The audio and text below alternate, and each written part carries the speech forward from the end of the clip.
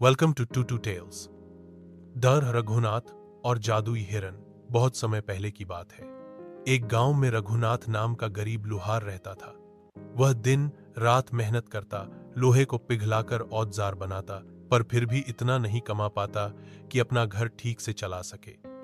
गांव के लोग उसका मजाक उड़ाते और कहते, रघुनाथ की किस्मत कभी नहीं बदल सकती। रोज सुनकर रघुनाथ का दिल टूट गया। एक दिन वह बहुत दुखी होकर सोचने लगा, अब और नहीं सहा जाता, शायद मेरी जिंदगी यहीं खत्म होनी चाहिए। वह उदास मन से जंगल की ओर चल पड़ा। जंगल में उसने देखा कि एक साधु जमीन पर लेटे हैं और कमजोर आवाज में पानी मांग रहे हैं। रघुनाथ का दिल पिघल गया। वह तुरंत पास के तालाब की ओर भागा, पर जैसे ही वह पानी लेने गया, वहां एक भूत प्रकट हो गया और बोला, अगर पानी चाहिए तो पहले मेरी पहेली का उत्तर दो। रघुनाथ घबराया, लेकिन हिम्मत करके बोला, पूछो। भूत ने पूछा, दुनिया में सबसे ताकतवर चीज क्या है? रघुनाथ ने सोचकर उत्तर दिया, सच्चाई और दया से बढ़कर कुछ नहीं। भूत मुस्कुराया और बोला, तुमने सही कहा, अब यह पानी ले जाओ। रघुनाथ ने पानी लेकर साधु की जान बचाई। साधु ने आशीर्वाद देते हुए उसे एक सुंदर हिरण भेंट किया और कहा, यह हिरण तुम्हारी किस्मत बदल देगा। रघुनाथ हिरण को घर ले आया। उसका परिवार हिरण को अपना दोस्त मानने लगा। हिरण भी सबको बहुत प्यार करता, लेकिन गांव का जमींदार लालच में आ गया और बोला, मुझे यह हिरण बेच दो।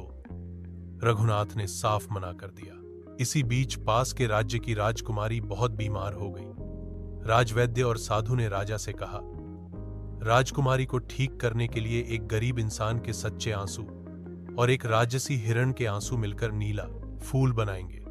वही फूल दवा बनेगा।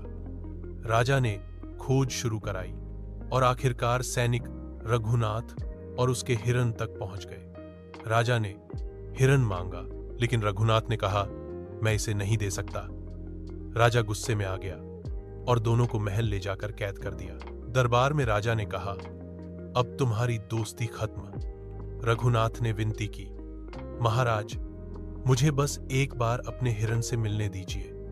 राजा ने इजाजत दे दी। रघुनाथ ने जैसे ही अपने हिरण को गले लगाया, दोनों की आंखों से आंसू बह निकले।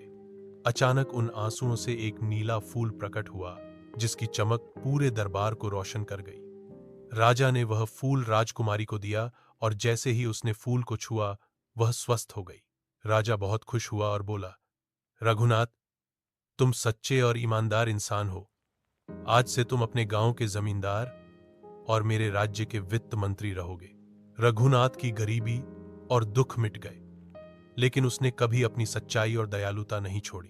नीति, मोरल, सच्चाई और दया की ताकत सबसे बड़ी होती है।